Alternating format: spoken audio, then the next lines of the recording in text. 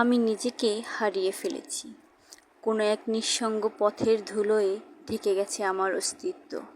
কেউ হয়তো একদিন বলেছিল তুমি বদলে গেছো, কিন্তু আমি জানি আমি তো শুধু হারিয়ে গেছি। নিজের চোখে নিজেকে দেখে ভয় পাই।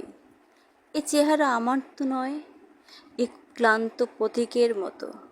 ভেতরে শুধু শূন্যতা জমে আছে, যেন এক ফেলে আসা সময়ের ধ্বংসাবশেষ। আমি জানি সুখ আমাকে ডাকে না, আমি জানি দুঃখ আমার ঠিকানা। তবু বেঁচে থাকার নাটক চালিয়ে যাই, কারণ এ অভিনয়ের মতো একদিন শেষ হয়ে যাবে। এই কবিতাটি লিখেছে মাহবুব আলম সবুজ। ধন্যবাদ ভাইয়া। ভাইয়ার একটা অফিসিয়াল পেজ আছে, ইচ্ছে কাব্য, আপনারা চাইলে ঘুরে আসতে পারেন। খুব সুন্দর কবিতা লেখে। কেমন হয়েছে আমার আবৃত্তিটা অবশ্যই কমেন্টে বলে যাবেন। আর ভালো থাকবেন সবাই। আসসালামু আলাইকুম।